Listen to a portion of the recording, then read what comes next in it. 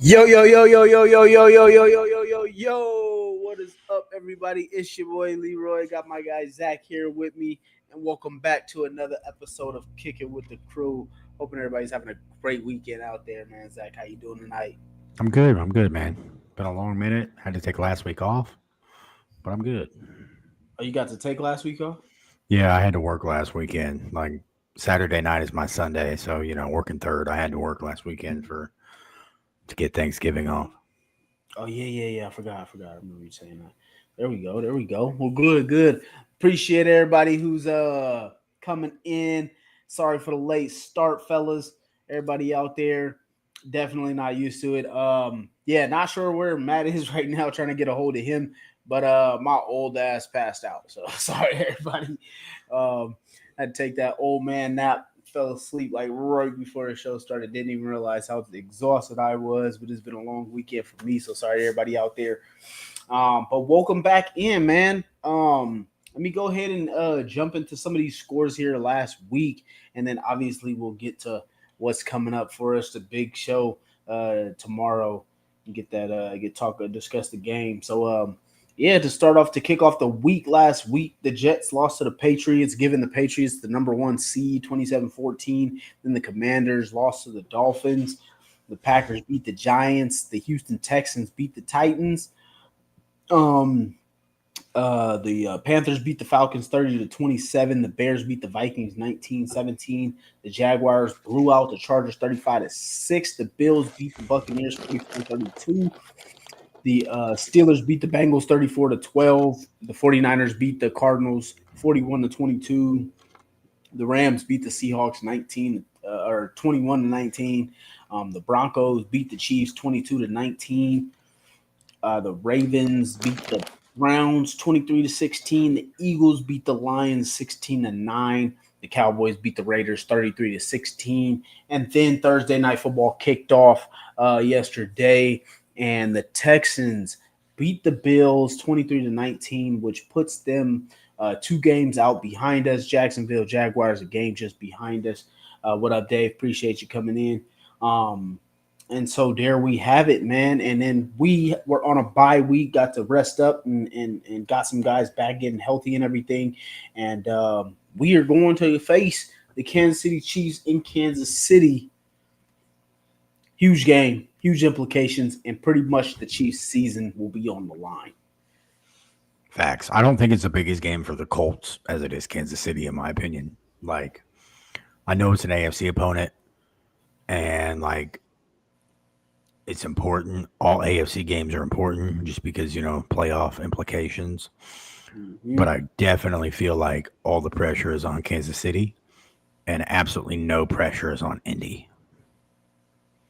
Yeah, I had also mentioned that the Patriots were the number one seed, and they only had the one seed until I think an hour late or a couple hours later, and the Denver Broncos ended up beating the Chiefs. So the Broncos are currently the one seed. So my apologies, misspeaking there.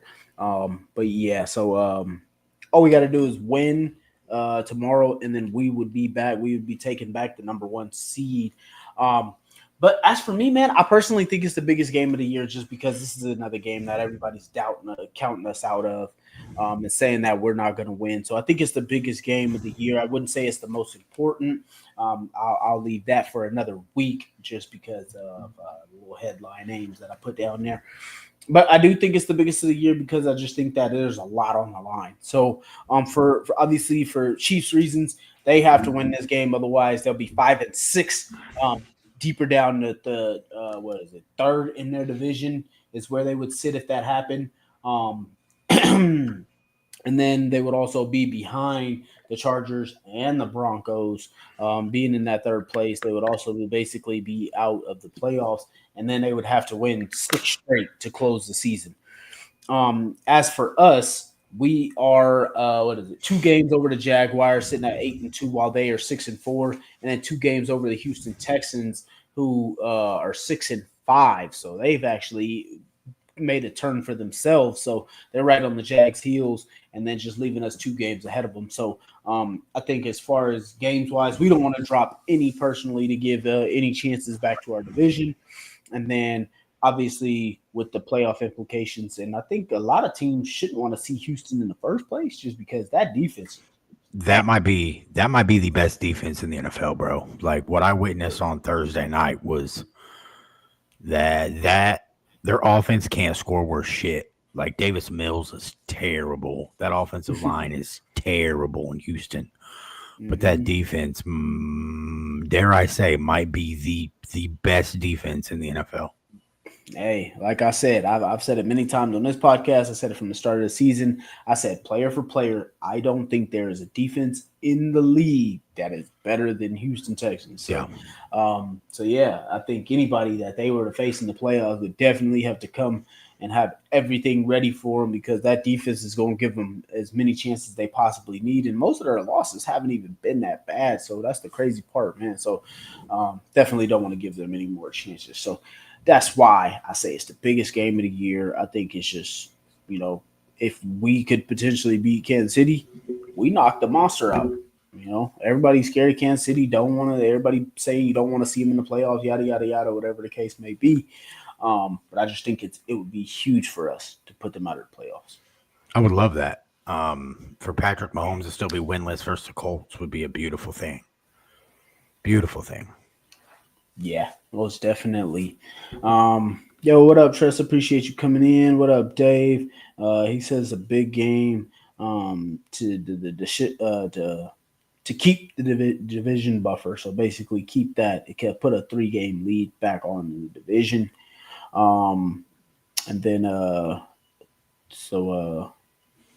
Okay, yeah, we might as well just get into the tail of it. We had a bye week, so no point to go back in over Atlanta. But basically, man, Kansas City, 5-5. This really hasn't been the team that everybody thought. A lot of people said this team has gotten better. Their roster was better than it was last year when they went 15-1 at one point in time until they were pretty much checked out last year. Patrick Mahomes has been playing okay, but he hasn't really been, his usual self. Had some uncharacteristic turnovers, either his fault or his team's fault. The defense hasn't been as great as they were the last couple of years. And they just got Rashee Rice back last couple of weeks, who's been pretty much their guy to go to. And they've been all right, man. So anything you want to get into on KC? Honestly, I think their window's closing, as corny as that sounds, even though you have Patrick Mahomes. And as long as you have Pat Mahomes, your window, a quick 2-year rebuild, and your window reopens. But I just think their defense is kind of aged out, and they don't really have any weapons. Because if you take Rice away, I don't think Kelsey can separate like he used to. They don't run the ball, and that hurts Kansas City. That hurts Kansas City a lot. The fact that they just neglect the run game entirely.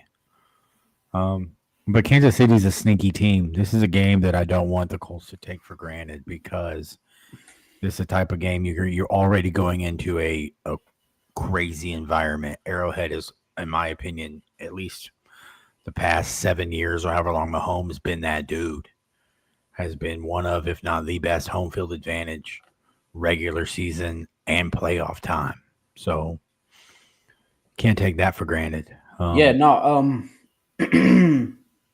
definitely think it's like the biggest implication. That's why I said the biggest game of the year.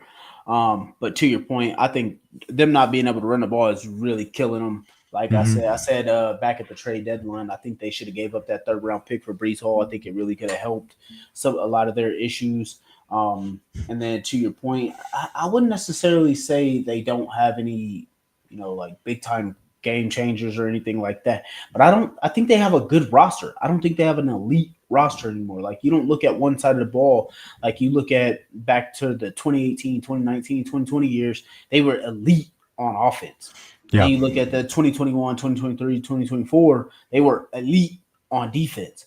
I think now, like you said about them aging out, I just think they don't have enough difference makers anymore.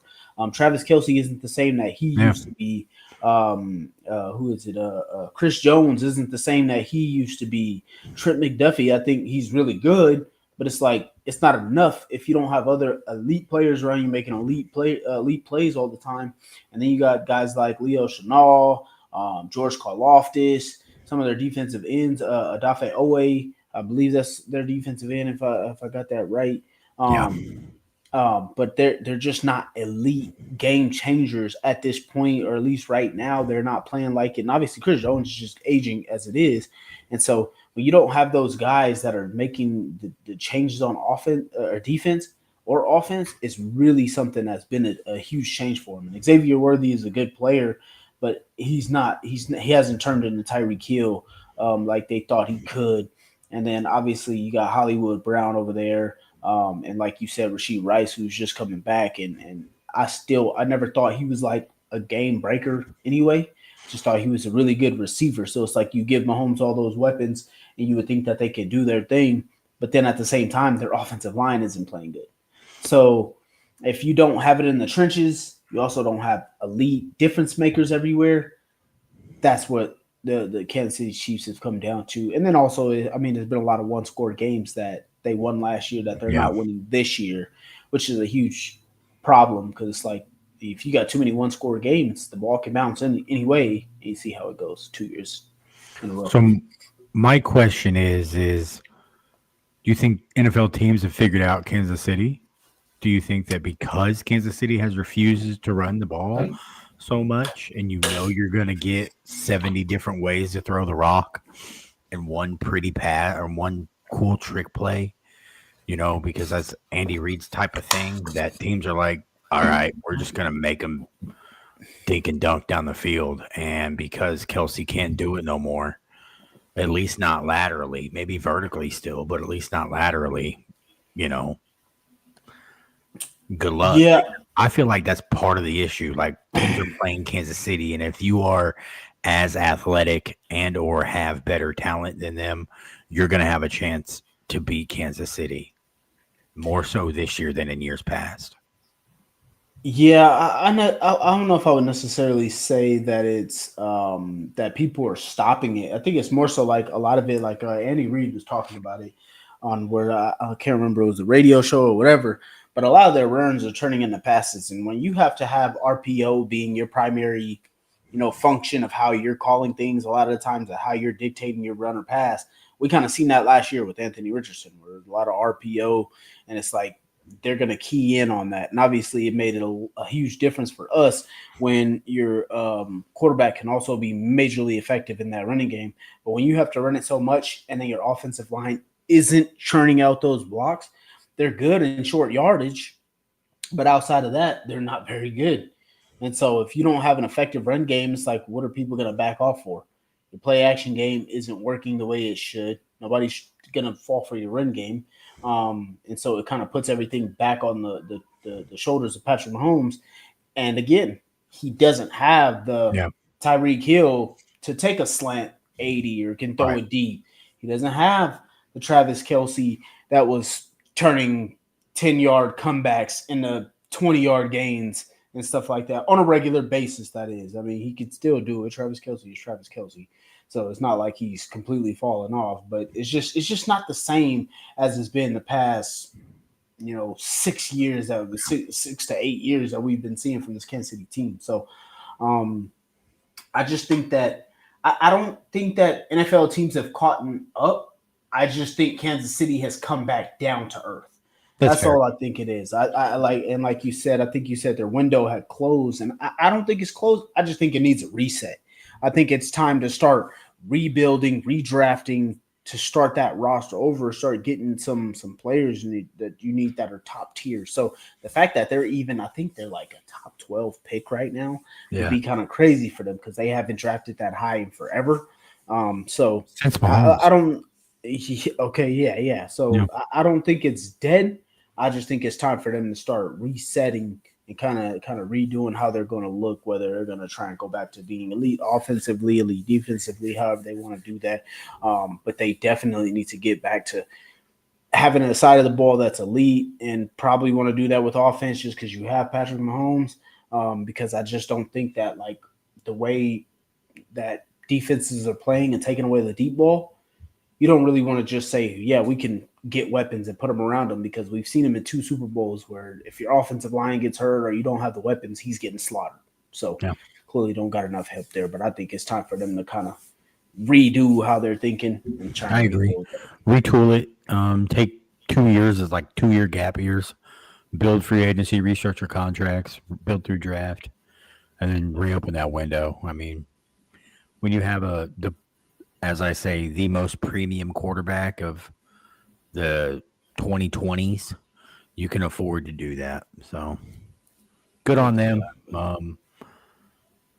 Let's hope they lose.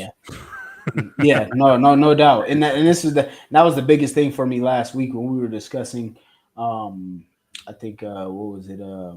I said that I didn't want us to have to face Kansas City and then be coming off a loss. Right. So definitely would hope that we can, kind of take advantage of them just not being the same team. There's a lot of things that indicate the way that we're playing versus the way that they should be playing that says we should win. So I would hope that would be the way, but definitely going to be a lot tougher now that they got their backs against the wall. But we'll see how that kind of pans out for it. Just says they sacked Josh Allen 8 times. Joshua Merchant, appreciate you guys all coming in here. Says that why is this not opening up? Steven's tripping on me. Love the show, you guys. Zach, you have lost some weight. You looking nice, bro. Bro, I've lost 144 pounds in a year. I was 380 and I'm now 244. The only fat I have left on my body is my stomach, and that's I'm at like 13% body fat. So it's been a cool weight loss journey. I probably should stop drinking zero free caffeine, but I don't smoke, I don't drink, and caffeine's my only vice. So if I could kick that habit, I don't really talk about it a whole lot because I don't really like the attention, but I appreciate the kind words, Josh. Thank you. Yes, sir. Yes, sir. Me and Zach have both got on that diet.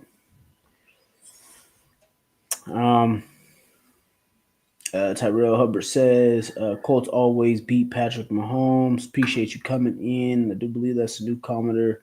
What up, Sean? Appreciate you. What up, Chris? Appreciate all you guys. On last week's show. Tyrell. Oh, yeah. I did see that name. That's my fault. A couple weeks. Yeah, Trev has some stuff going on, and Matt, I'm not really sure. Trying to figure out where he's at. I'm guessing he probably had an old man nap just like me and probably passed out and didn't even realize it. He'll probably wake up in like a few minutes or so here. Dave Stewart says we need to cover their tight ends. Mooney and Sauce can handle the outside, but we can't let the tight ends kill us. These corners are good, but we outnumber them with Pitts, AP, Downs, and Warren. I just don't like our linebackers versus their tight ends because Zaire Franklin's an absolute liability in coverage, and Pratt doesn't cover anybody. So yeah, I'm not terribly worried about it because I just think that as long as we can keep pressure on Mahomes, it's going to be a tough outing. The way that we can play and the way Lou has always played Patrick Mahomes, and he has had far less talented defenses. True. Nathan says, with Carlisle probably back next week, we will take some load off of Franklin and Pratt probably. Nathan said, I'm going to football state finals Friday and Saturday next week. Who you got, Nathan, in the state finals? You a small school kid, 1A, 2A, 3A, 4A, 5A? I went to a big 5 and 6A school when I played here in Indiana, so I have big school bias, but interested to see who you're rooting for.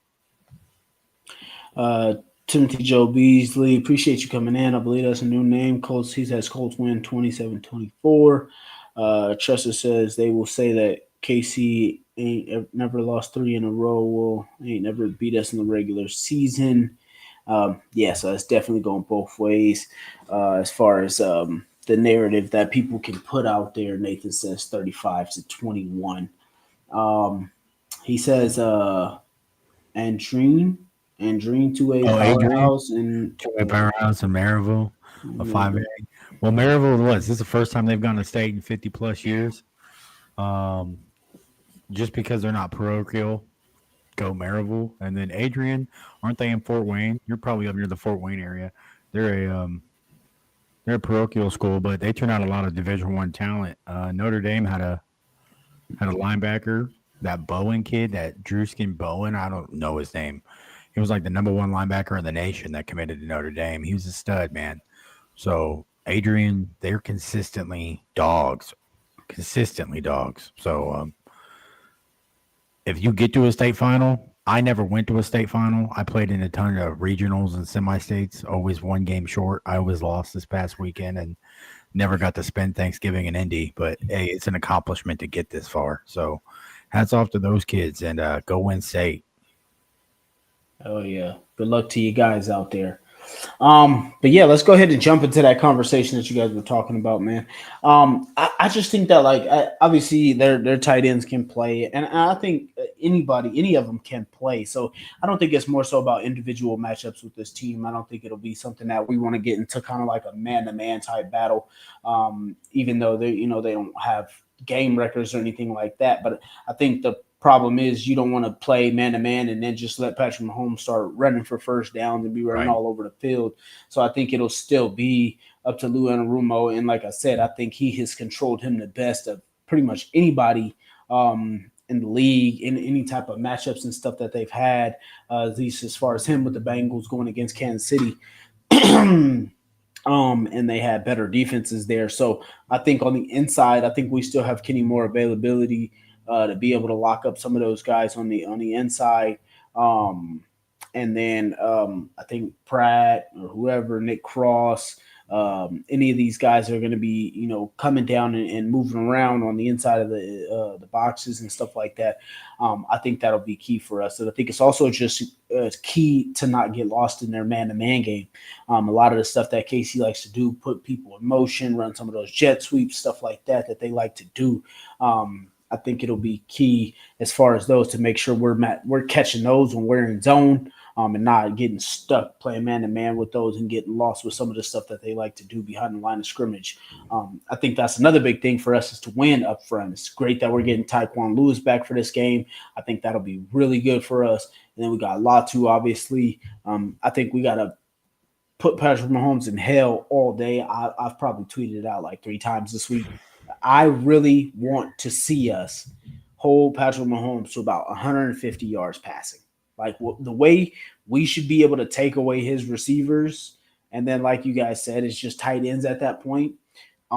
We know he likes to hold on to the ball, so I just don't see any reason that we shouldn't be able to just pretty much lock up anything that they want to do. Like I truly would think we could probably hold them to about under 200 yards of offense and like 3-4 sacks and a pick or two. I mean, if there's one game I want Lou Anarumo to be in his bag, it is this game. Like, I want him to, just put Mahomes through hell, show man covers before snap, and then hit him with a match. Hit him with some zone. Just get wild. I think this will be a key game for Nick Cross because I feel like Nick Cross is going to get the assignment of, hey, big dog, you got Kelsey. Because, he's going to want to keep Bynum free to kind of help Mooney and Sauce, even though I believe that's why you brought those dudes in here. You just say, hey, we're manning you up all game. Like, my guys are better than anything Casey has on the outside. So it's big bang pay, take a little bank, and you guys, you get no help. I'm using the other 8 guys to just blitz, play match coverage, do whatever. I mean, that's what I would do. But I just want to see how creative and how wild Lou Anarumo gets defensively because there's no reason the Colts shouldn't win this game. Like, absolutely no reason. Based on if you look on roster wise and how the Colts are playing before the bye week, I don't see how in the world the Colts could truly lose this game. Yeah, yeah. Like I said, I don't think so either. I think like I said before with the defensive ends that we're going to be matched up with, I don't really see a defensive end that's going to give us too much trouble on offense for our tackles. So I think that favors us. Then obviously KC is not really going to be able to run the ball well. They don't really run the ball, and They don't then run the ball. even when they do, it'll work in short yardage, but it's not going to help them from 20 to 20. So that works in our favor as well. The receivers to match up with us, I truly just, I mean, I just don't see there's any way in hell that Rasheed Rice is supposed to kill Charvarius Ward or Charles Garner. So don't see how that's supposed to work out well for him. And then even when you put it into the tight ends, so unless their tight ends are supposed to catch for 250 yards and 3 touchdowns between Kelsey and Who do they have besides Kelsey? they got Kelsey and they got I'm forgetting the goddamn dude's name right now. Is it Fortson still? That dude from like Fort Valley State? Or is it that kid from Duke? It's that white kid from Duke.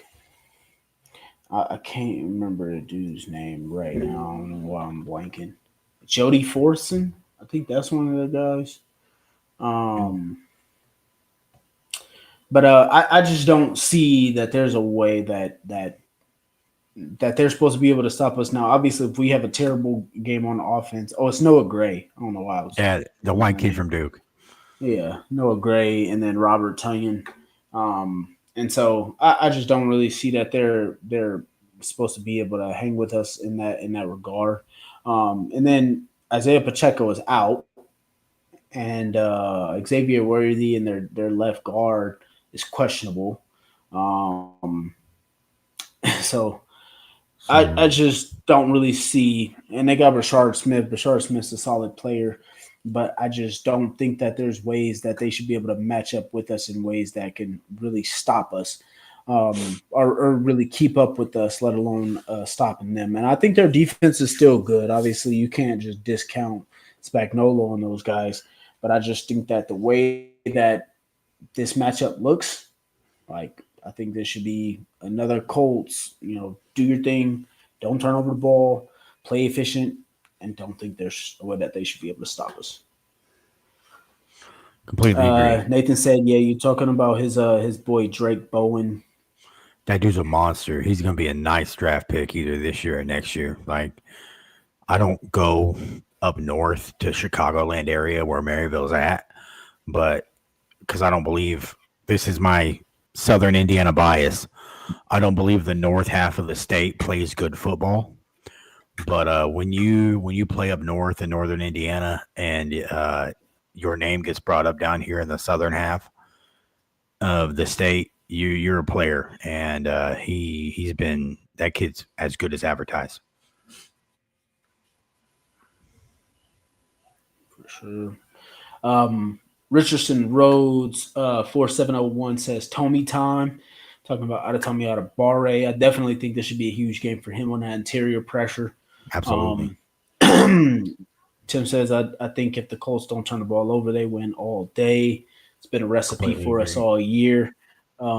Dave says, hopefully we keep Mahomes in the pocket under pressure like Houston played Allen. Then his legs don't hurt us. Truly agree. Give JT the ball 25 times and let JT run wild. That should be a recipe every week. Every week, yeah. He also said no Gray. Timothy said worthy. Just says, no. Do y'all think we pay Alec Pierce before he hits free agency? No. I think we do. I don't think we let it get to free agency. I think there should be something in a few weeks here or something like that. I think the first one that's going to get paid is Danny Dimes, Indiana Jones. And then it wouldn't shock me to see the Colts tag Pierce and then work out a deal after he's been franchise tagged. Yes. Yeah, I guess you could see. Yeah, but I don't know if I would risk that tag. Do you want to pay him top 5? Well, if you reach a deal and he doesn't play on the tag, then he's but I mean, he's getting paid top 5, but he's not getting paid top 5. That's what I'm saying. But even deciding to put the tag on him, I mean, it's only a tag. The way I see it is, as long as you get a deal done before he steps before, because yeah, DeMarco, I signed you for $100 million, but oh hey, guess what, my guy, we worked out a long-term contract where I'm only paying you $33 million. Like my AAV per year, it went from top 5 money to now you're top 20 money, or now you're 25 money. So I look at the tag like a tool. Unless you're a quarterback and you have leverage to deny the tag, most guys aren't going to. And if they do, then all right, I got no problem letting you walk, because receivers are the new running back. There's absolutely no point in paying them. Yeah, that's yeah. Nah, I mean, I get what you're saying. I just don't think it'll come to that personally. But I think if you have to, you gotta do what you gotta do. I just think you draft a guy. He never got the chances that he should have got. Otherwise, he'd probably be up there with like the top 5 receivers as far as getting his pay wise, or like at least what T. Higgins got, because of the fact that he stayed healthy. He just hasn't had a quarterback consistently to give him the ball and play and use him the way he should be used. So I personally don't think there's any point to even let it get that far, but I definitely agree with Zach. My question is, would you feel comfortable paying Pierce T. Higgins money? Because I would argue he's been far more productive than T. Higgins has. It's tough to say, just because obviously the league, like, people are going to start looking at him, and somebody in free agency would want to overpay. Yeah, I would hope that he would want to, take a little hometown discount and not let that get up there, because I just truly think, like, I don't understand why players do it so many times. Like, you take too much money, you start depleting your roster, and then next thing you know, it's like, hey, you got paid, but now we aren't as good somewhere because you took this. So, like, I think somebody would pay him it. Oh, I feel like I don't think Ballard will, nor do I think he should, just because we would be the one team in the league that has 2 $20 million corners and 2 $20 million receivers. So I don't think that's a recipe for success, especially with all the people we got to pay in the trenches. If Pierce hits free agency, I look at the 2 teams immediately who are going to sign him: A, the New York Jets, and B, the Houston Texans. Because the Houston Texans have absolutely no deep threat besides Nico Collins, and if you can't give him the ball, they're pretty one-dimensional passing wise. They have weapons, but they don't really throw the deep to anybody but Nico. I don't think the Texans will, because they got to pay CJ soon. Do they though? I feel like. Yeah, I don't know. I don't think they will, because his contract's going to be coming up, so they got to start planning for that. And, Dave said Buffalo. That's a good fit too. I think Buffalo, KC, and Tennessee would all be the teams that would try and throw the bag at AP. Personally. I think AP will stay, just because he seems like a Colt type of player. I don't, outside of Jonathan Taylor, who's put up crazy leading production, you had to give a premium contract to. I don't feel like he's going to be that type of player. You could argue that the only other Colts player who's put up leading production and deserves a huge, massive contract since Ballard has been GM is Quentin Nelson and JT. And beyond that, we've not even paid Buckner top 10 money, except when we first traded for him. And then after that, he's always taken top 20 defensive tackle money.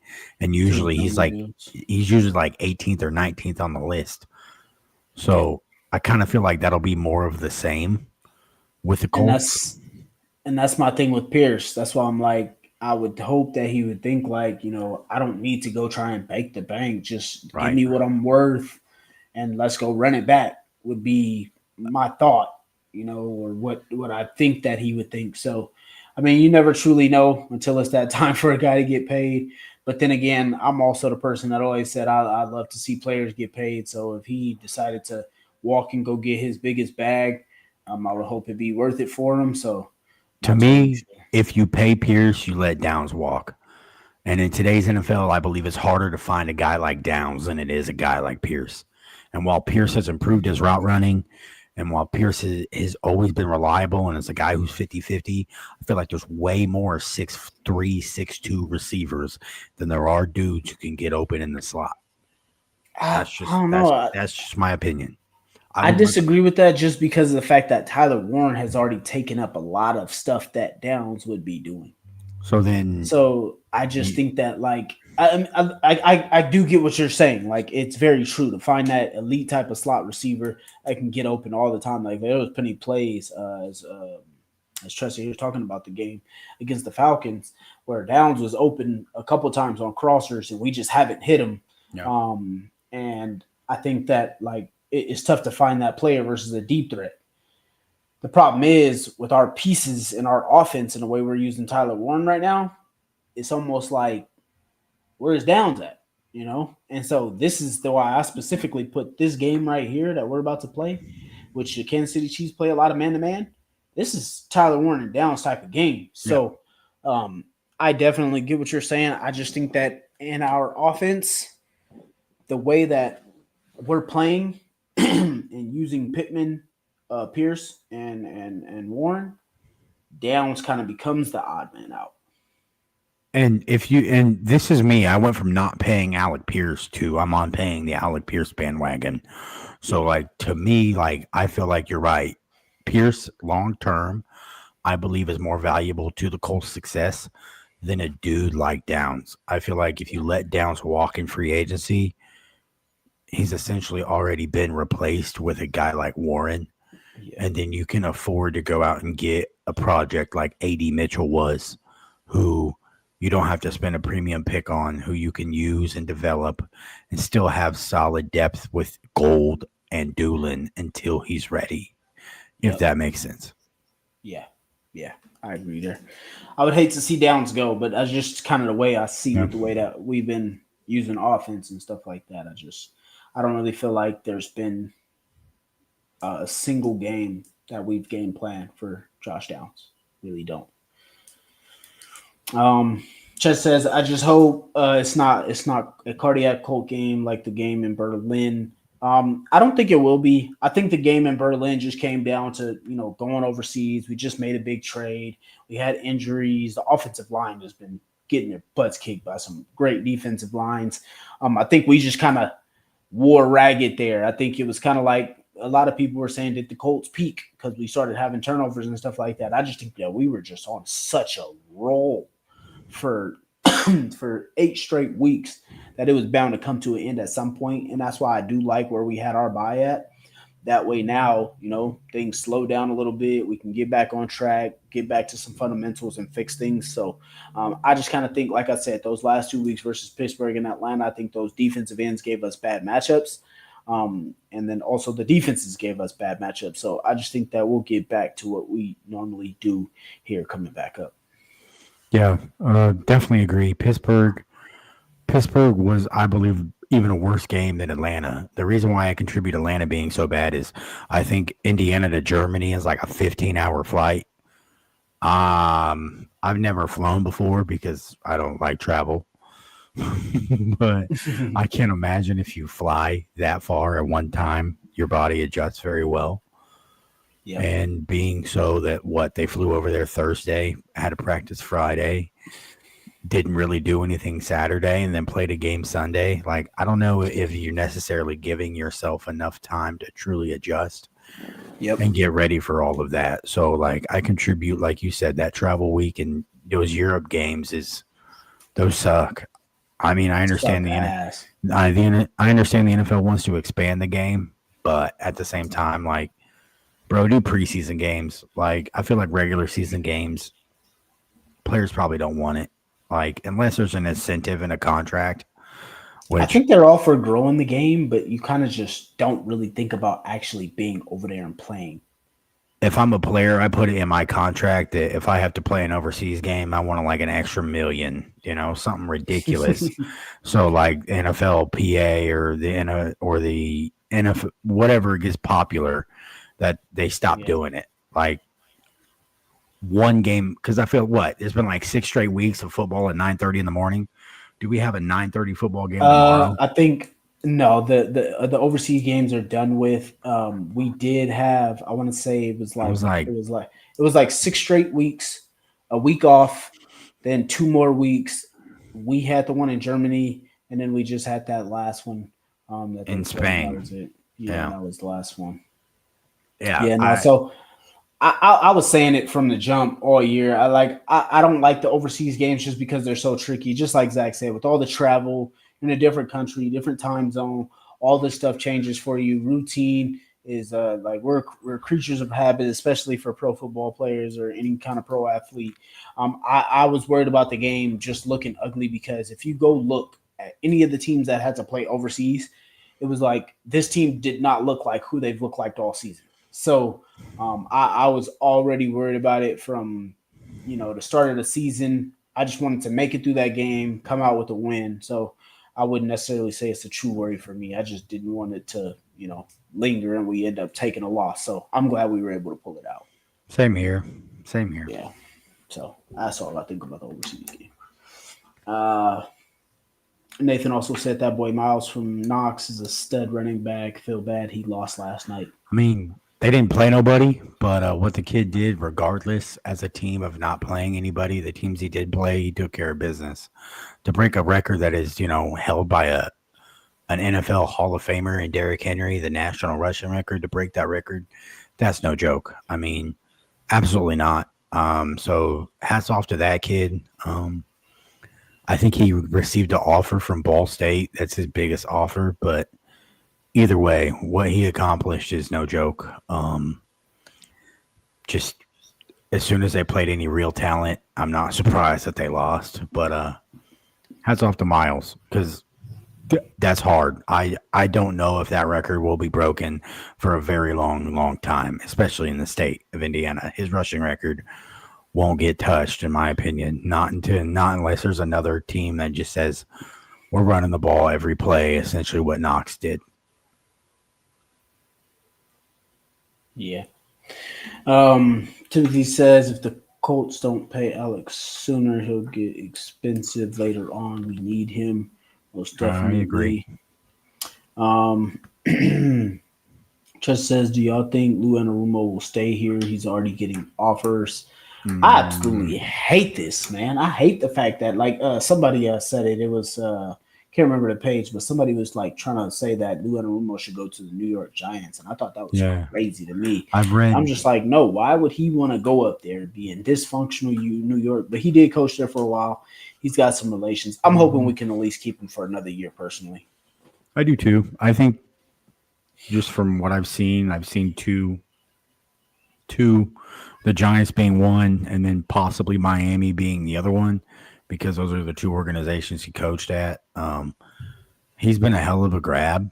So I would love to see him play and stay another year, and be here a while. But I also say, hey, if he's getting offers for what he's done, nothing wrong with go checking him out. Absolutely nothing wrong. And do I trust Ballard to pick a defensive coordinator? No, but I also trust Carly and Shane to go make us, if winning is the standard, I trust Carly's intuition to say, hey, he's a guy. If Lou's not here, the next guy behind him, that's the guy I want on my defense. The standard's here. But I also feel like the Colts have been over backwards for Lou. Go out and got a guy like Sauce, pay big money for Bynum, pay big money for Mooney. Outside of investing in the defensive line, I think they've kind of made a commitment to Lou that I believe he's going to have a hard reason to leave. And no, they can't. Teams can't reach out in the middle of the season because it's tampering. It's all speculation at this point. What reporters say and what they like. Yeah. No, I think they it's tampering. No, it can't. I think the team can. I want to say, but I think it has to be like the last No, I think they said I think you can request an interview with the coach or whatever, but the interviews have to be performed.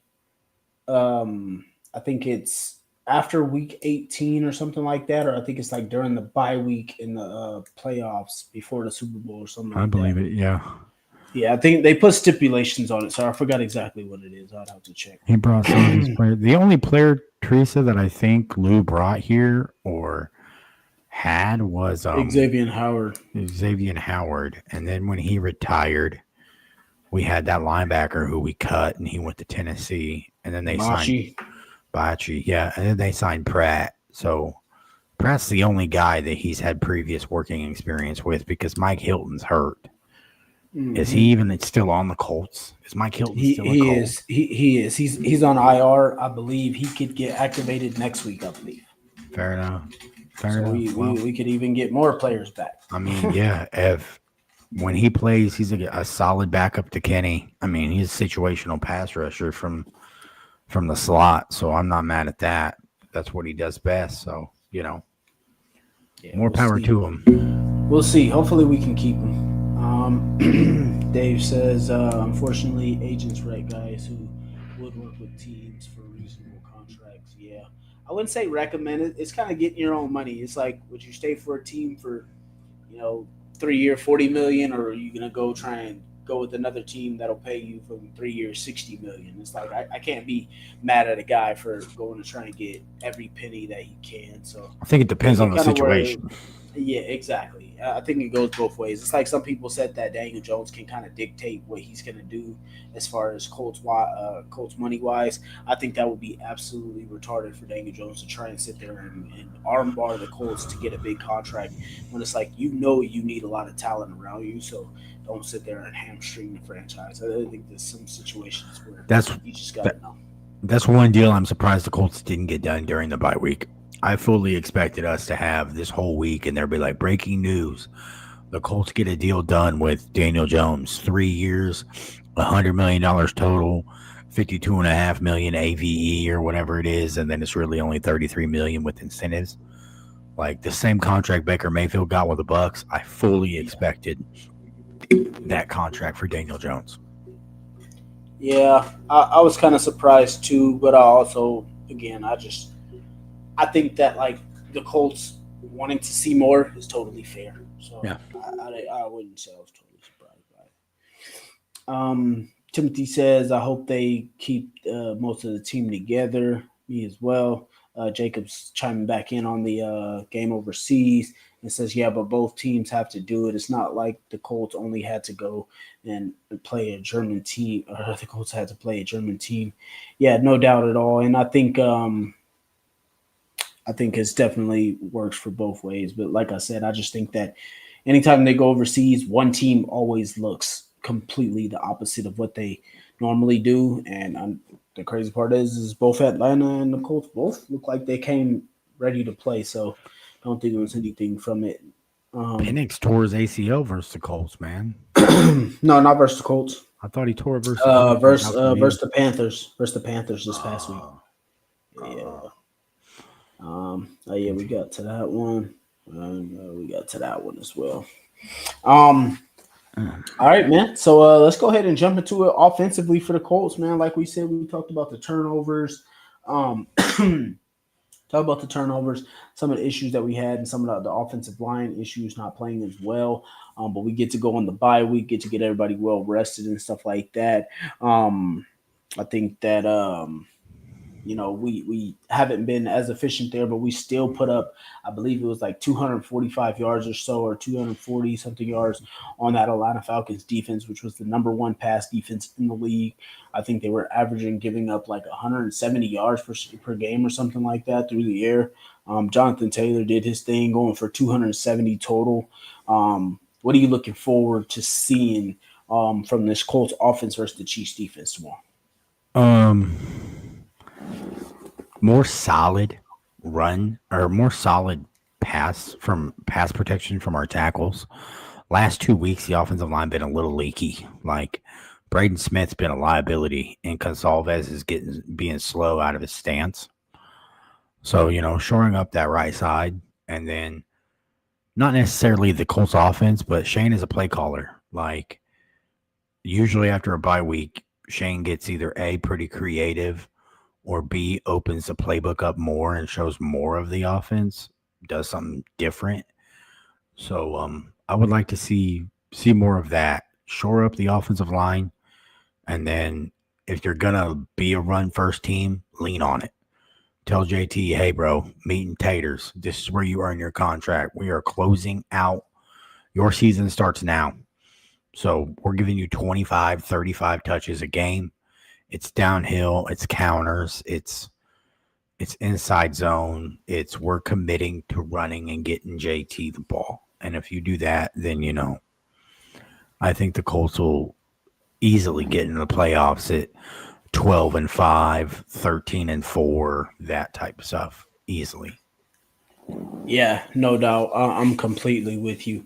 I think obviously people kind of caught up to some of our game plans where we were kind of throwing first and getting to our first read, and some people started trying to take that away from us a little bit, getting more pressure on Daniel Jones, sending more blitzes and pressure. He was also been pretty much, I want to say, the last two Colts quarterbacks through both seasons have been the most pressured quarterbacks through the first few weeks or whatever, or through the year. And people are continuing to do that. They're continuing trying to force Daniel Jones to beat him. So totally with you there. Got to make sure our run game comes heavy and ready to go. But like I said, I do think this is going to be a game where we're going to see a lot of man-to-man, some single coverage plays. And I want to see Daniel Jones be able to, keep being efficient, not having one hand on the ball, being able to make those short, quick, and easy throws. And again, JT running the ball. We're going to take some shots with Alec Pierce, so I hope we get a couple of those throughout this game. But I think, again, it's going to come down to efficiency, protecting the ball, and then just putting up points. Again, like every single time we put up 30 or close to it, we're pretty much unstoppable. So absolutely agree. I want us to be able to keep doing that. I didn't know Matt Gonzalez's dad passed. Yeah, that's got to be a huge mental thing. Like that's heavy. Playing with that on your mind, I then understand why. He's been a little leaky. That's got to be heavy. So hopefully he's at a good mental place and able to get past that. But if not, I definitely understand. Yeah, he didn't take any time away either. When it happened, the first practice that we had, that they had talked about it, he didn't miss. He was there at the practice, so he definitely has been there every single time. So that's definitely probably been weighing on him. But even before that, he was still kind of struggling a little bit. So just want to make sure he's doing good and continuing to develop. But I always thought that right side was going to be something that we were going to have to struggle with a little bit, or at least for center and right guard, until they got it down. But they got it down ahead of schedule. I just think that the offensive line has come down to just those defensive end that we struggle with, man. Those athletic, fast, freaky type of pass rushers. I think those ones, the ones that can convert speed to power really well and switch it up, I think those ones are always going to give us trouble. Bernard Ryman has trouble with them. Braden Smith has trouble with them. I think that's just going to be something that's always a matchup problem for us. So those are the worst defensive ends. Mm-hmm. I mean, I played tackle in high school, and fast twitch dudes are the absolute worst. Give me a slow putt or some dude who's crazy strong, but the moment you put any type of speed on the edge and they can widen you out, and like that wide 9 technique, that's the worst thing in the world. I literally wish they would just, as an offensive lineman, I literally wish they would just make that an illegal formation and say, y'all, that's cheating.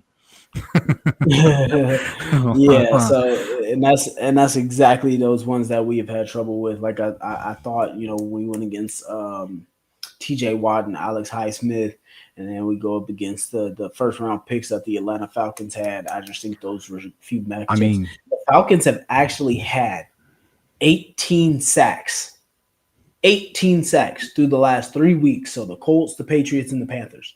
Yeah. And lost all 3 games. That's the first team in NFL history to lead the league in sacks over a 3-week span and lose every single game. I hate to say it because I watched the Falcons last week. Bro, they have a Dwight Freeney and Robert Mathis combination. Like, man, them dudes are nasty. That Pearson, whoever the heck else it Jalen is. Walker. Yeah, them dudes are nasty, man. Like, that's quite the combination. Like young, fast, power to speed. They're 2 premium edge rushers. You can do a lot with that. So, I'm telling you. So yeah. So I just think those are some tough ones. And again, like I said, when we play Houston, that's also going to be a tough one for us. I think Will Anderson. I don't know about Daniel Hunter. Is he still legit? Because Will Anderson. Oh, yeah. He looked like a monster on Thursday night, like that young J.J. Watt, Mario Williams vibes. I was like, geez, this dude's nuts.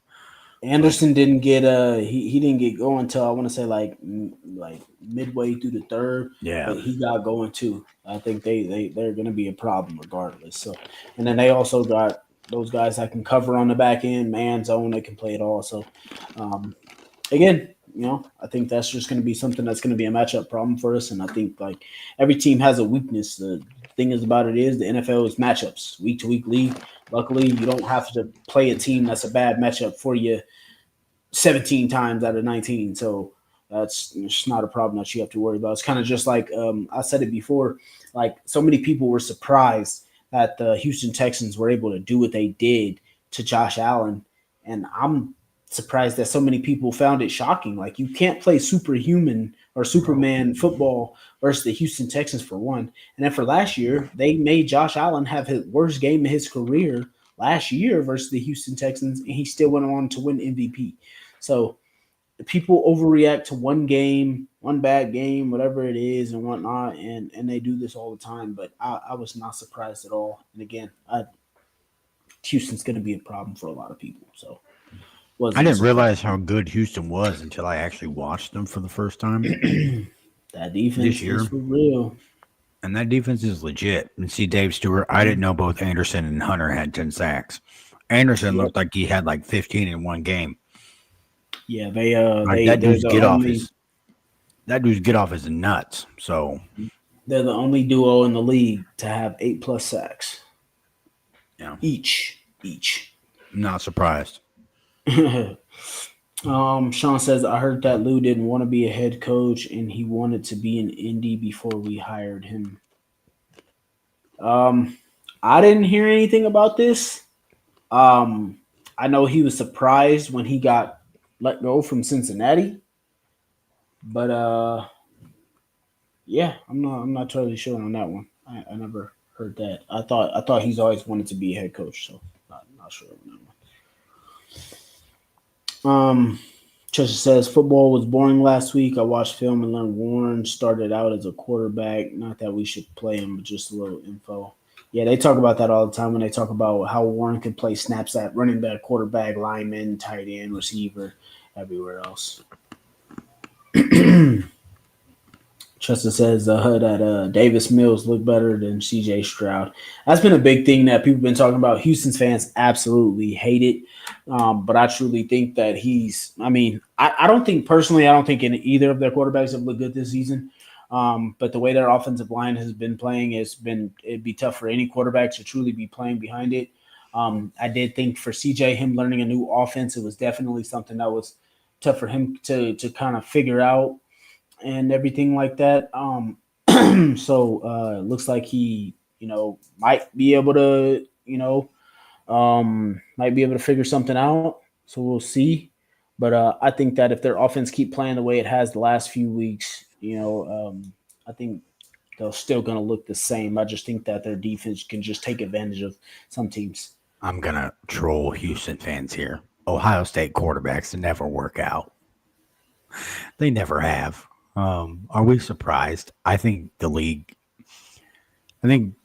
coordinators specifically got kind of tired of CJ Stroud and are putting their best stuff, when they play the Texans, just because his arrogance his rookie year. So I enjoy it. Will CJ Stroud bounce back?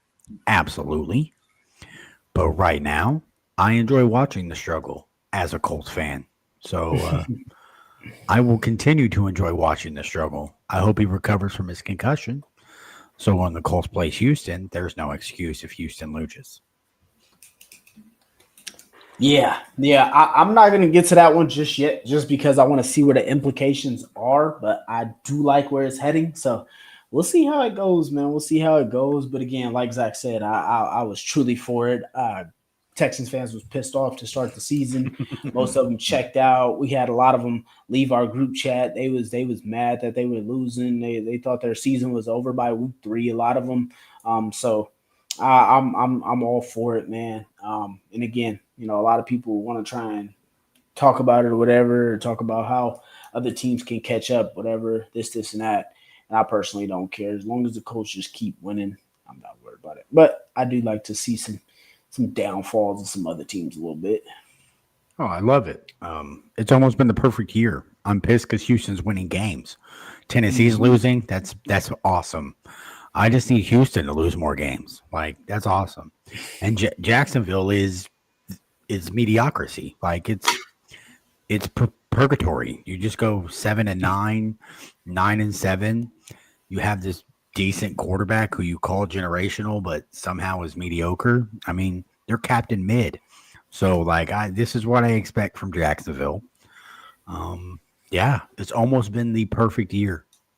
Jags fans been going through it a little bit as well. They've been fighting quite a bit. A lot of them are saying that like they're basically bickering back and forth from whether Trevor Lawrence is the guy or he's not. No. Mark Brunell was way better. Yes, there's many Jags fans that'll argue against you and tell you that Lawrence is the best in their history. Lawrence is he's the best in their history. They've had 3 QBs that's been worth this shit. Brunell's been good. Byron Leftwich is a bust, and Trevor Lawrence is about as is a bust. I mean that's about it in my opinion. Like,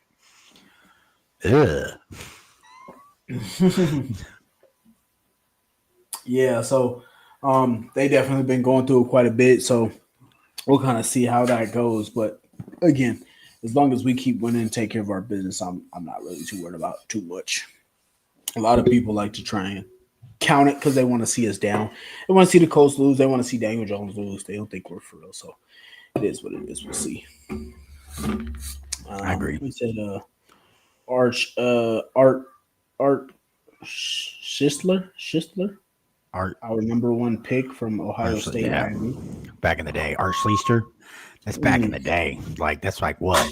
Like 79. I think that was Baltimore days. He started as a Baltimore Colt and then was a part of the move to Indy, I do believe. He got drafted right after Jeff Peagle or whoever the heck it was the starter for the Colts. The original 18 for the Colts. Yeah, I don't really remember that guy. I was way before my time, but I do remember mine too. How trash that dude was. Gambling addiction ruined his career. Yeah. He said, "Yes, I'm old, Mike Patel." Yeah, there we go. Yeah. Yeah. Nothing wrong with that. Wisdom comes with age. Oh, Pagel. Chester says we need to keep winning right now. We're right there with the elite. If we start losing, that 8-2 could make us mediocre. Yeah. I mean, I don't know. People love to talk about our schedule. We play KC this week, Houston next week. Then I believe we play the Jaguars. Then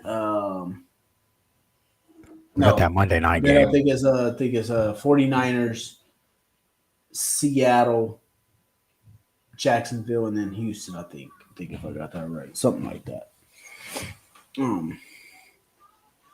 Zach just got a great fucking memory. I'm actually 33, but like, yeah, Zach just has a crazy memory. I have some tism. No offense. Like, if anyone does, that's beautiful. Like, it's a beautiful blessing. It's a beautiful, but like the Colts are like the thing that I'm crazy about. So like, I remember any Colt stat, any Colt player, like where they're from, where they played. Like Colts trivia and Colts history, I view it like you can't be a Colts fan if you don't understand your franchise history. So any team that I cheer for, whether it's the Colts, whether it's the New Jersey Devils, whether it's my Pittsburgh Pirates, whether it's the Indiana Pacers, I truly feel like if you don't understand that team's history, are you really a fan?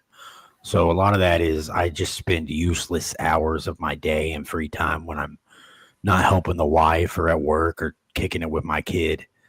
Yeah, I'm just in the catacombs of Colts, whatever. Anything I can find. It's useless trivia, but I just keep it up here in the cranium.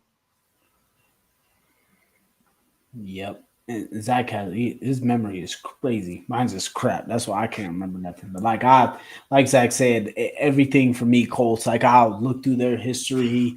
I try and remember the Baltimore players back to their days and everything like that. So I try and keep up with it, but my memory is just shot.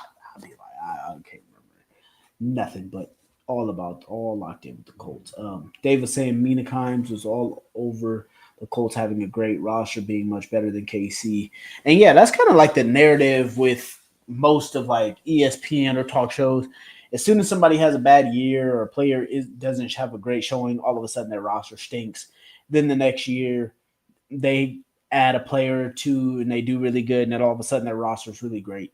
I think me and Zach actually talked about this. I want to say it was way back in like maybe towards February, January, towards the end of the year or whatever.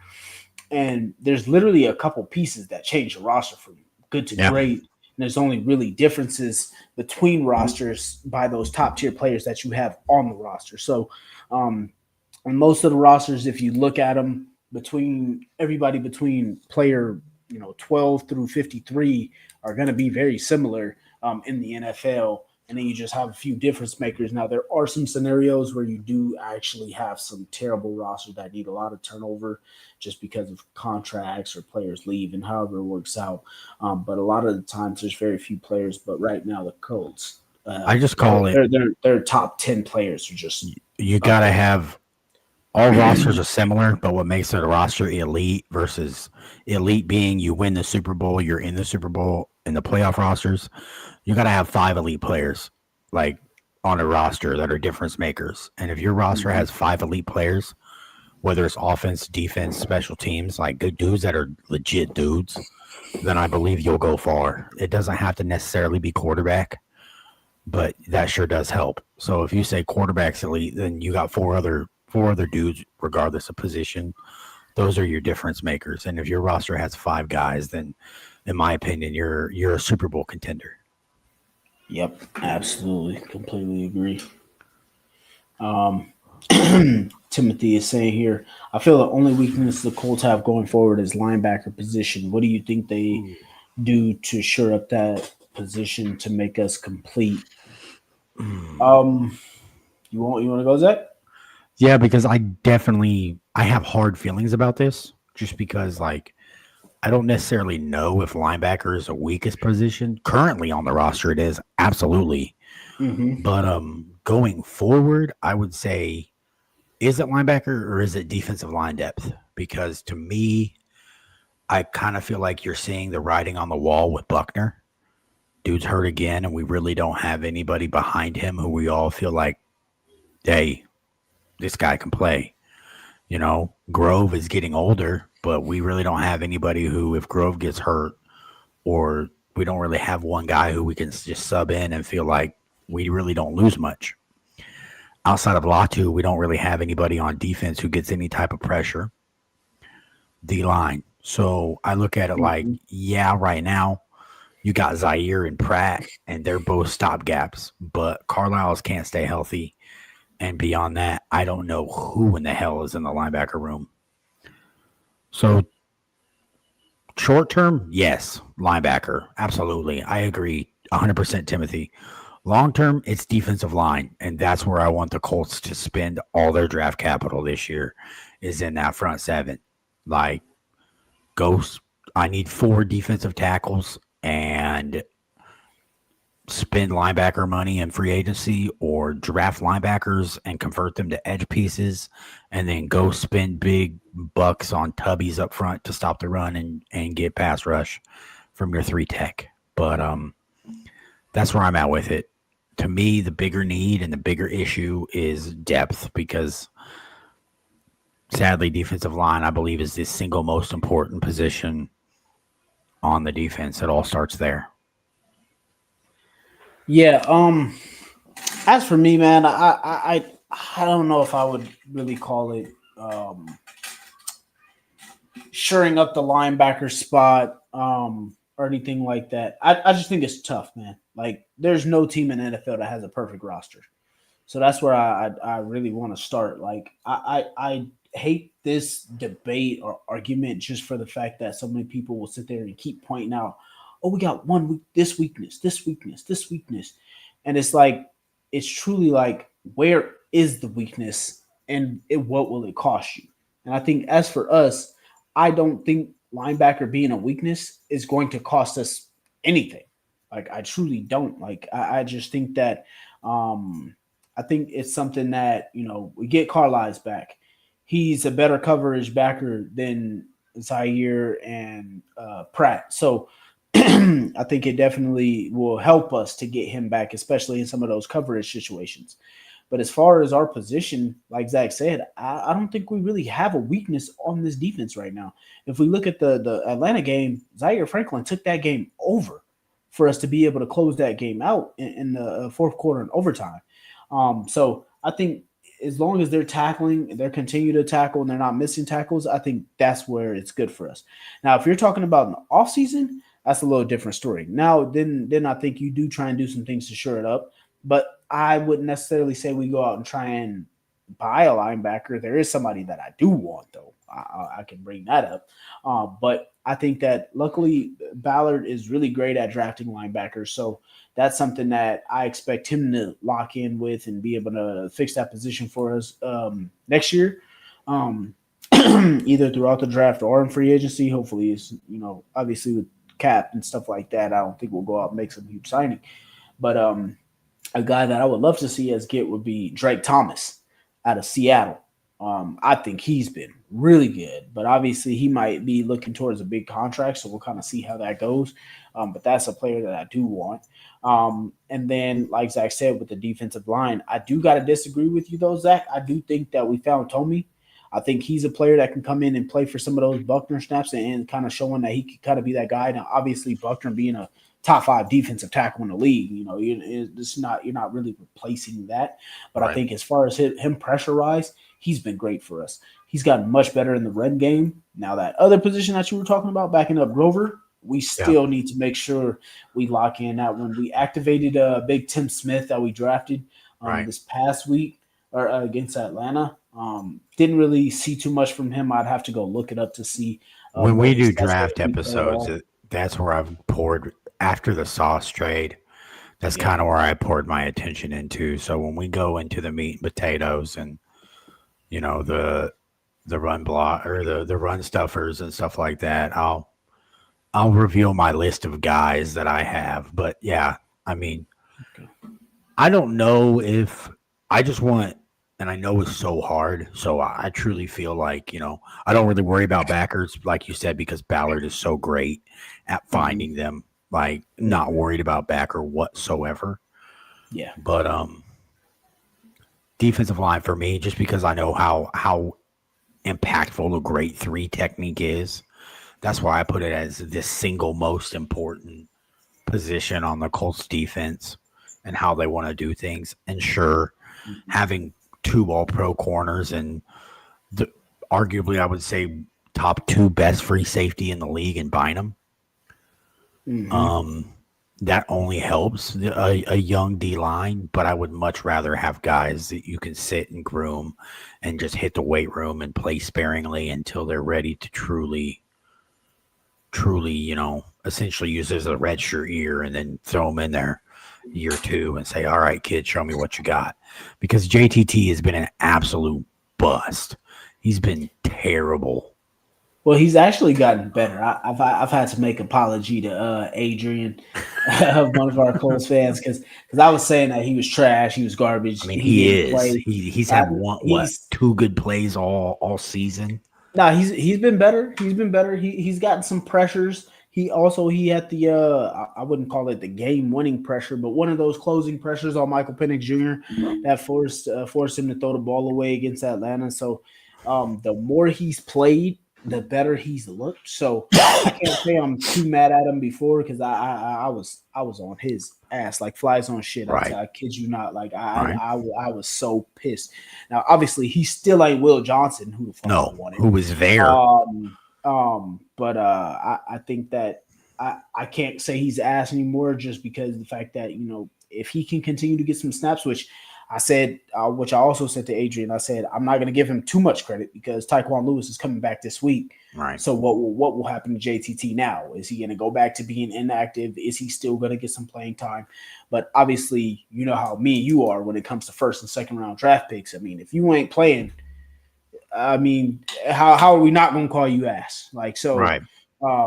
So yeah, I just won't say ass anymore. But if he can continue to trend up and get some snaps, I'll take a lot of my words back. But I'll take the ass off. I won't say he's ass anymore. But I definitely need to keep seeing him grow. I mean, that's fair. That's fair. To me, I feel like if you're a top 2 pick, I at least want 5. Like, you know, like Latu being a first round pick, and then, you know, JTT being a second round guy. I at least want 5 sacks. Yeah, I gotta see something out of you. And he's not showing me anything. Mm-hmm. So for me to sit here and say, yo, that's a wasted pick, or that's a premium pick, that's an AD Mitchell type pick. Why are you picking? That's our first round pick this coming year. Right. Why are you taking a luxury pick instead of going out and getting a dude at a position of need? And I know they don't want to say drafting it should be all like, well, we take best player available. No, you don't. You draft based on need. And like, I kind of feel like we wasted a pick there with JTT. Yeah. What happened I don't disagree Giddens? Is he hurt? He can't pass block. Yeah, he can't pass. He's been like unplayable in pass pro. That is why he is not playing, Teresa. What happened to Giddens? Is he hurt or is he not playing? He's not playing. I mean, it's a little bit of both, but because not hurt, but like his pass pro and then JT. He's a liability in the passing game, and then when you have an MVP, Adrian Peterson in the backfield, are you gonna let him not play third down? Yeah. Dave Stewart said the good news is Ballage created final linebackers with our picks. What they are. Question, Dave Stewart. Question to Marco. I'm not necessarily a big proponent of this, but second round, you don't go D-line. You go safety. Do you move Cross down to backer if you re-sign him? Just because I want us to take a linebacker. Really? Just how well he tackles? I want us to take the kid out of Texas Tech, who everybody's saying that. Rodriguez? He's a stud. I want us to take him. I don't know if he'll make it to the second round, but it's either him or it's what's his name? Red Murdoch out of Buffalo. Murdoch. You want Murdoch out of Buffalo? Nice. Those are my 2 guys that I want us to draft at linebacker. See, my thought is invest in safety, or you go D-line, you go safety. And if you go safety, you re-sign Cross. But because how well he tackles and his speed and his side to side, you basically already have a ready-made Carlisle who you can just slide in and he can play backer. So but that make us susceptible in the run if we don't really, key up like we were just talking about with the defensive tackles. Because if you get too light in the box, I don't know. I mean, he's 6'2", 220. That's a modern day linebacker in today's side to side NFL. Like, but that's what I'm saying. Because eventually the game will go back to its old ways, and some teams gonna want to pound the rock on you, and you're gonna be too small. How big is Rodriguez though? I want to say he's 6'2", 240. Is he? That's Ray Lewis big. So fair enough. I don't know. Like, I don't watch Texas Tech. They're the best team the money can buy. I mean, I guess their NIL's billions upon billions. So, but yeah, what about the kid we drafted? That's Jalen Carlisle. Carlisle is the hybrid. He went from safety to linebacker. Right, he should be coming back next year. Wohler is gonna play safety, and then is he from Wisconsin? And then Wohler's kid? Yeah, Wisconsin. And then our guy out of Minnesota, Wiley. Wiley, Justin Wally. He'll be coming back to play some corner. He got hurt, so I'm not really necessarily about corner. I am concerned with safety still. I don't want to pay Nick Cross. No surprise. I don't want to pay Nick Cross. I feel like we already have three of the top paid safeties. There ain't no, or three of the top paid DBs. Save some money. Don't pay Nick Cross. He's replaceable. You can get a vet or no, the kid this year. They said, well, really, Wohlers is playing linebacker. Well, Oh I yeah, mean, yeah. He they did move him over. I forgot about that. Yeah, you're right. yeah, um, yeah. I Oh, just say Rodriguez is 6'1", 230. so. He's basically 10 pounds heavier than Cross. Fair enough. I mean, I just look at it like if you do re-sign a guy like Cross, why not try backer? But at the same time, I understand. I look at it like invest those picks in the D line, and then I don't really worry about Ballard finding backers. I only worry about Carlisle staying healthy. If the dude can stay healthy and he can produce, great. If not, do what we did this year and go find a dude for cheap. Because Yeah, they'll be out there. It's just my thing with it is just like that conversation as you were talking about drafting for need and whatnot. And I think that like if you don't draft a linebacker, it's like what other pick are you taking for need? And it's like we don't have very many needs that are going to be a starter next Right. year. Right. And that's why I would personally go linebacker because you got Pratt, you got Zaire Franklin, who many Colts fans want to replace anyway. I wanted him gone Um, last year. Yeah. and then you got Carlisle, who hasn't been able to stay healthy. And then Wohlers coming back from injury as well. So I think that you take a linebacker, boom, you shore up a spot. And you don't have to worry about a hole. Right. Other than that, there isn't any other position that I would really say you can go ahead and draft and try and take a starter unless you didn't think that Jalen Travis was going to be ready to take over at right tackle and you drafted the second round right tackle. So those are the only two spots where I could say you could draft and you're a starter next year. Hot take, but to me, I think the Colts move on from Grover Stewart. That's just my opinion. He's expensive, so Yeah, but we still need them. that's where I'm telling you. I think the Colts spend I their mean, first. like I think the Colts spend that second round pick on a big old like run stopping D tackle. That D line, in my opinion, is a far greater need just for depth purposes than linebacker because I really feel like there's going to be some great linebackers. There's no way in hell they're going to keep all 7 of them dudes they drafted. So like one of them dudes is going to hit free agency. And so I feel like it's easier to sign a dude to like a vet to like a 2-year deal than it is to spend that money at backer. Just my opinion. I definitely get why you say it because Grover and Buckner are aging and they ain't gonna be top tier forever. So I definitely get why you say it. I can't be mad at it. I mean I get it until if Tomey shows that he can continue to develop, then I could definitely see them letting him walk and possibly add another replacement. So it's not something that I'll be totally mad at. It's just I love Big Grove, man. Me too, but I look at it like he's in the last year of his deal. He's a free agent. I mean, I actually think. I wouldn't even mind if he took a little bit of less to stay and became a rotational player. If we, that I truly feel that he's a free agent this year. So like that's going to be the bro. We're going to offer you a 1-year or a 2-year deal. First year's all guaranteed money. We want you to be a rotational piece. I mean, yeah. Dave, Zach kind of hinted at that towards the end. Dave basically saying, but if we got rid of Grover, then the pick isn't depth anymore. I extend Grover, and then pick can be depth next year, and that's kind of what Zach was saying towards the end of that. The end of that. I just don't want to. You know what I mean? He just basically don't know. He just doesn't want us to sit there and let guys keep aging while making more money. Right. It's kind of like your play's going to fall off. You're still if you're going to extend Grove, then use your second round pick you have on his backup as eventual replacement. Yeah, exactly. Yeah. So. Yep. So not mad at that.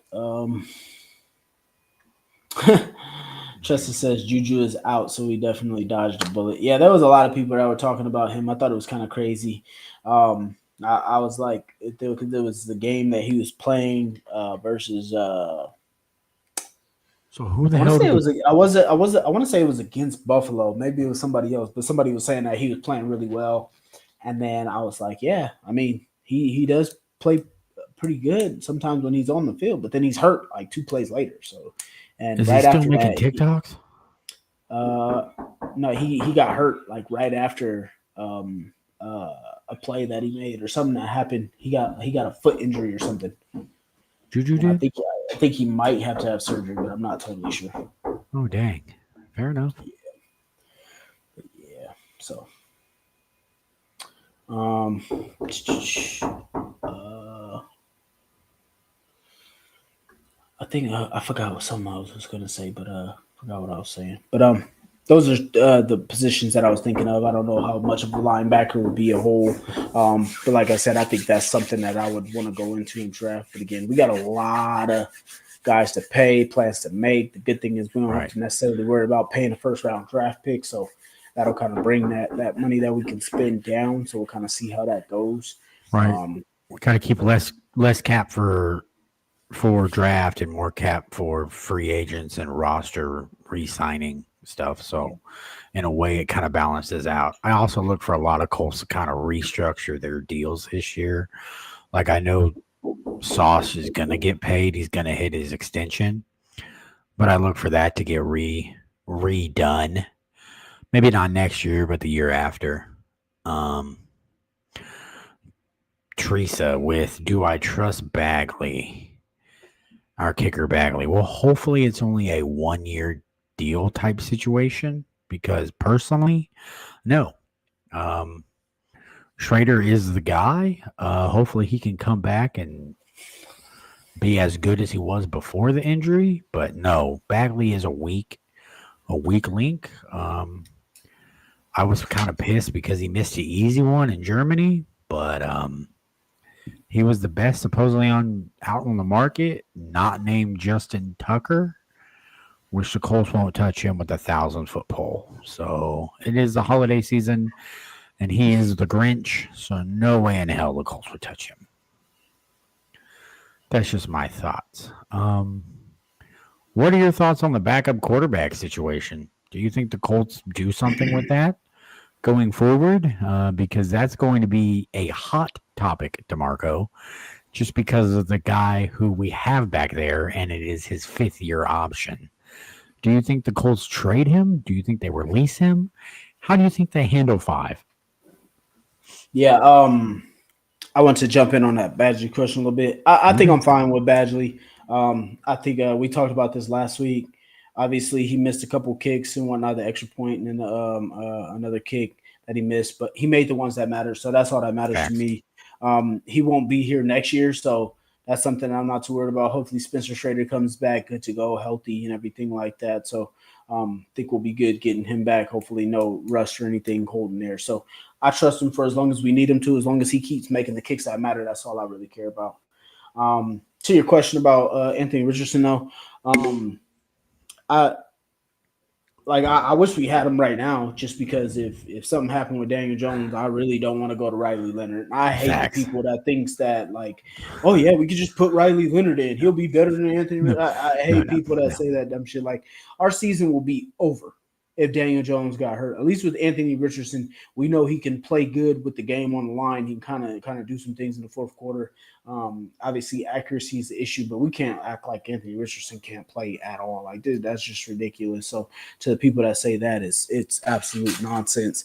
But then to the last part of that, I do think it's over. I don't think there's no way in hell you give him a 5th-year option to give him what 15-20 million There's deal. 21 million Uh, guaranteed.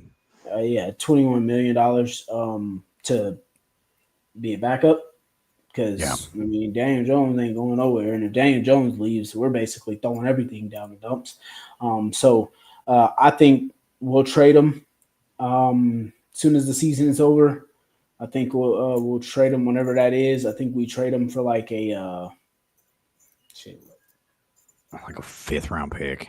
yeah, like a 4th or 5th round pick, maybe trade him for a player. I wouldn't mind trading him for a starting D tackle in the league. I'd trade him to Minnesota for whatever draft capital they're willing to give us because I know KOC absolutely loves Richardson. The Vikings loved him when he was coming out. I don't think the Vikings would, just because KOC already put everything in the JJ McCarthy. McCarthy's so cheap. Like, I trust me, I completely agree with you. I said it before he even came out. Like, I didn't knew. think he was that bad, but dude, I don't know who's worse, AR or McCarthy. Like, damn. Yeah, I already knew before he was going to come out. I've been saying it to people that I thought they wasted a pick and whatnot. But I just don't think – I think the fact that if they were to trade for a quarterback, it basically kills everything that he's ever said about J.J. McCarthy and how is the team supposed to trust moving forward, because it's like, why would you trade for this guy? And I don't know how the fifth-year option would then work at that point. I think it actually would even be transferred over to them, and they would have to make a decision on his fifth-year option. They would get to make the decision. Yeah. It would basically go to some team that has to pay a quarterback $21 million if they wanted to keep him. So, or he gets or they rework it so he gets like guaranteed money, and then he can just get cut. That's what I understood. It'd be like a 1 or 2 year deal, and it'd be all like guaranteed money in the first year, and then you'd cut him in the second year. So yeah, I'd be cool with him. I would want him to be the backup to close out this season, however that may go. And then as soon as the season is over, I do believe we trade him. That's kind of the vibe I'm getting. I keep reading a lot of stuff online asking about AR on IR. I think he's on IR until next week. He can officially come off next week. No, he could have came back this week, but I think we're still being cautious because it was the orbital bone fracture. Yeah, he had like full facial reconstructive surgery from what I. Yeah, so not too many people getting eye surgeries in the middle of a season. So, yeah, I think they're just being cautious with it. He could have came back this week. See, I didn't know that. I thought it was next week. Because like by next week, I'm pretty sure the Colts are completely healthy. The one thing I saw on the injury report is, do we know why Carlisle isn't playing? Did he have a setback, or is it more so just a rest kind of situation? Because he practiced all week from what I read and saw. Like, he was a full participant Tuesday, Wednesday, Thursday, and then they're all like, "Homie, you're not playing," and I was all like, "That's kind of dumb." So. Yeah, I think it was because of the ankle and wanting to slow play it. I think it was kind of just like Jalen Jones, where he practiced for a full week and then they sat him out that first game back. Versus, I think it was Tennessee. Yeah. And then we ended up sitting them. So I think it was kind of the same scenario where they wanted to see what you look like, take one more week off. We'll let you get fully healthy. It's not like we absolutely need you right this minute, so just go ahead and get as healthy as you possibly can. That's fair. Trust says we have Riley Leonard, but I don't think we can get a piece of pizza out of Richardson. We need a backup QB. I already said it. I just don't think Riley Leonard's going to be an answer. Like, I think long term, Leonard will be a nice backup. In like 4 years, eventually, like by the end of his rookie contract, I think he'll be a solid backup option. I don't believe he's the any type of he's a practice squad player. He's Chad Kelly. Yeah. Like that's where I'm at with it. I like that the Colts drafted him based on his skill set, same skill set as Daniel Jones. Decent mid-range passing game, incredible athlete running. Same thing with Daniel Jones. And then, so the same scheme fit, but for a short-term backup, he's not the answer. Do I think next year? I want the Colts to be concerned with who the hell is going to be their starter for next year. So Daniel Jones needs to get locked up. That's where my focus is. Once Daniel Jones is locked up, then go out and get Minshew, then go out and bring my boy back. Don't get Minshew. Go bring Carson Wentz back. I don't care. Mm-hmm. Go get dude in Arizona. I don't care. Bring Kyler Murray in as a backup. I don't care at this point. Just backup QB is the least of my concern right now. I just like talking. Again, guys, I do it for the chaos. I enjoy the chaos of creating chaos on the show because I try to get the reactions out of y'all more so I'm just for me than y'all. yeah, Timothy. I think he'll, I think he should just finish out the season with us, and then it'll go on the way it goes from there. I'm totally fine with Riley Leonard being our long term backup for the next few years. I think that's the thing I hate when people want to get rid of guys on rookie contracts. Personally, I think if they're healthy and they can play, then that's cool. You keep them as a rookie. Now, if you got guys like Jelani Woods, Juju Brents, Anthony Richardson, it's Is he kind of still like on the team? Who? Jelani Woods? No, he's in New York. What? So I'm totally fine with keeping a guy because you're basically just giving them a rookie salary until they got to go. So I think that you just keep Riley Leonard. You got him for 3 years. You let him continue to develop behind Daniel Jones. You only will need him if it ever comes worst case scenario. And then after that, kind of just draft another guy or whatever it kind of goes. I still think it's a 2-year plan to find the replacement for Daniel Jones anyway. I agree. So I just think that you keep Riley Leonard and you go from there after next year and the year after that. So I'm like Zach said, I'm not totally worried about backups. I just think for this year, we don't want to have a rookie Riley Leonard come in and have to play for a game. He won't. Or 2, whatever. We'll start Tyler Warren at quarterback, bro. Yeah, exactly. Please do that. So, yeah. Tressa says, no more dumpster diving for these washed up old ass QBs. And exactly. And that's why I say, a lot of people, there's been way too many people, in my opinion, I'd be saying, get rid of Anthony Richardson. Why is he even still here? Bro, it is hard to find you a guy that can come in and be able to relieve a starter. So, that's why I'm just hey, you can sit here and say about him whatever you want, but he can give you just enough to maybe win a game or 2. So that's why I'm just just keep him for this year. And then after that, Riley can go ahead and be the backup guy and go from there. Or one better. Or the Colts can do one better and trade for Shedeur Sanders because he's going to flop out in Cleveland because they're going to sabotage that dude. That's just my opinion. Yeah, that's rough. It's rough over there. But I don't know. I don't think you trade for anybody. You just keep your draft picks that you got because now we're at that point where we become one of these teams that are really going to rely upon draft picks. I don't know how much more money we will spend and go after getting guys. So I think that you make sure that you keep the draft capital that you do need. Like I said, we got this year and next year kind of be our 2 years without a first round draft pick. That third year, that'll be that would be the second year of Daniel Jones's new contract that we give him. You draft a guy to be ready to replace him. 2028 quarterback class.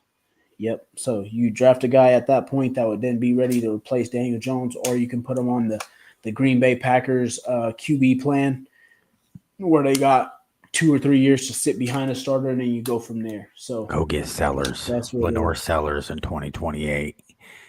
Lenore Sellers in 2028, my guy. That is just Anthony Richardson who stayed at college longer. That's fair. That's fair. I just like his athleticism. That's all.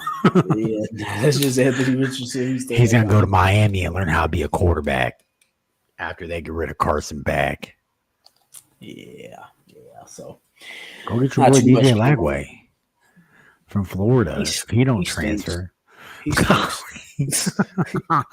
stinks.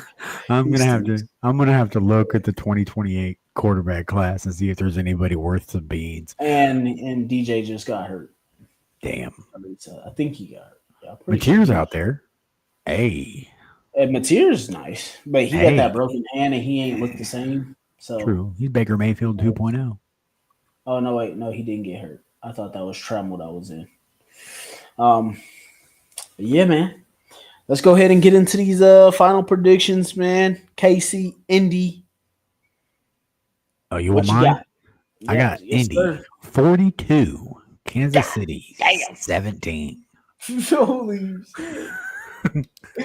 Boy predicted a blow. I can't even be mad at you, though. I also picked the Colts. I picked us to win this game to start the season as well. So I was never really too worried about us versus KC. But I got the Colts 32-17. See, I'm only 10 points different. I have two pick sixes. All right. I got one for Mooney and one for Sauce. So, Two pick like, sixes would two be pick sixes. crazy. One for Mooney and one for Sauce. Like, That would be crazy. that's going to be a regular thing as long as I'm on the show. Y'all, I want pick sixes. So, one for Mooney, one for Sauce. You know, that from here on out, Sauce and Mooney, pick sixes. Indy by 4. 7 points. That's probably right, Timothy. Like you're typically right. And I'm a Colts homer. Like the only time I picked the Colts to lose this year was versus Pittsburgh. But we're getting back to the second half of the schedule, and that's where I have most of the Colts losses coming, the second half of the schedule. Yeah, I wouldn't say I'm a Colts homer. I picked us to go 11-6 before the season started. Like I said, I just think that the way our defense should be able to play, the way our offense should be able to play versus what they're capable of doing, I think this should be another game that we should be able to dominate. I really, truly do. Chester says 34-24 for the boss. For the boss. All The right. boss. You had anything else for to get out of Carlin? here? The boss? Nah, her For dad. Carlin? You For know? Jimmer. Nah, I got nothing, bro. We in that upper quartile of the upper quartile. You heard? The upper quartile of the upper quartile. Like, Yeah. So, like, what is that? Is that like? You remember when Jim said that? No, So bro. there's the top tiers of winning teams in the NFL. Oh, yeah, If you he look at pulled the that stat out after he coefficient- fired freaking Reich or whatever it was, and I was all like, "Get out of here, dog!" Like here's the good teams in the NFL. Right. Here's the teams that have been winning for forever. We are in that upper quartile of that upper quartile. We're in that top tier. Yeah, it was like us, New England, and like Denver. Like, 33% of 33% of 33%. Yep. Patience or panic? No, we didn't have any. I didn't have any panic or patience this week because we were on a bye week. I think I panicked because the Colts didn't win the bye week 83-0. They only won it 79-6. Actually, technically, we did. You know, Sauce getting another week with the team. Right. We get a bit more healthier. We add some guys to the fold.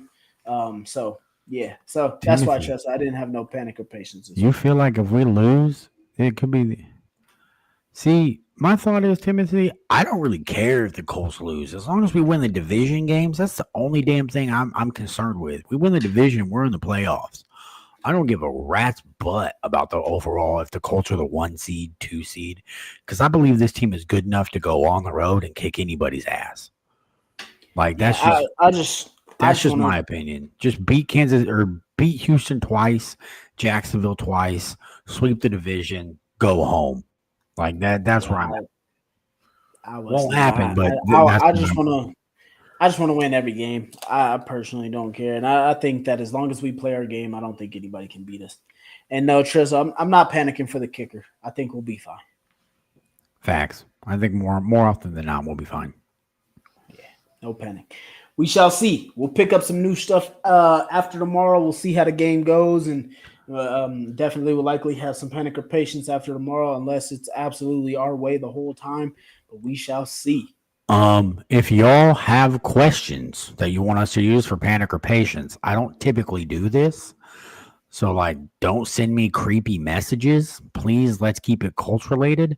But you can find me on Facebook at Zach Davis and go ahead and DM me them. And I'll just forward these messages to DeMarco and we can put them on the show.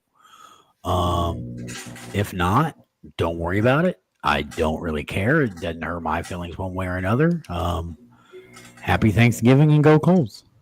Yeah, happy Thanksgiving to everybody. Also, forgot to tell you guys again, shout out to the guys over at ZTV and shout out to Joey. Every Monday, they play a 24-hour loop, and we'll have all the shows that you guys missed, including your favorite one here, Kicking with the Crew. That'll come on every Monday if you missed the show. So please go check that out at ctv.com, or you can go check their Facebook website. So please go check that out. Happy Thanksgiving to all. And as always, go Colts. Doses. Second down, he fakes to Taylor, fires over the middle, completes.